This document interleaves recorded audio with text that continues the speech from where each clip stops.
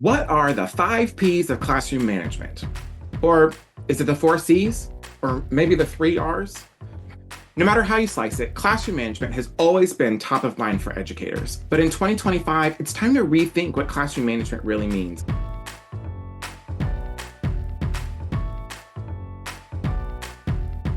Hi friends, I'm Courtney, and I've spent over 15 years studying, deploying, and teaching evidence-based decision-making in education. And if you're into that, make sure you like and subscribe and come be a part of our community.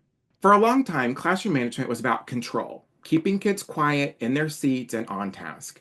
But that model doesn't serve today's learners or today's teachers. We're moving towards a more responsive, inclusive, and evidence-informed model of classroom culture. Great classroom management isn't about compliance. It's about community, consistency, and connection.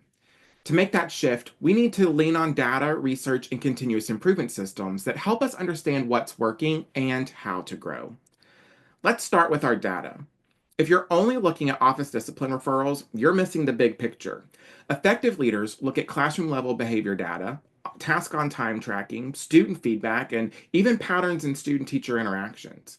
When we gather diverse data points, we can understand not just what's happening, but why it's happening and target the real root causes. Then we turn to research. There's a robust body of evidence on what makes a strong classroom culture. Things like setting clear expectations, deploying restorative practices, and culturally responsive routines. It's the leader's role to help teachers connect with that research, to try out high leverage practices, and reflect on what's working. Remember, research isn't a script, it's a starting point to help us find new ways to solve problems. And finally, continuous improvement systems help us make sure it all sticks. Classroom management isn't a set it and forget it kind of thing. Schools that thrive create structures for consistent reflection and adjustment, and they do this through PLCs, coaching cycles, peer observation, and shared norms. These systems allow us to refine routines and expectations collaboratively so that teachers don't feel isolated and so that students experience a unified culture across all classrooms. So, what is classroom management in 2025? It's not about power or punishment. It's about designing environments where students feel safe, respected, and ready to learn, and where teachers are supported with data, research, and systems that help them grow.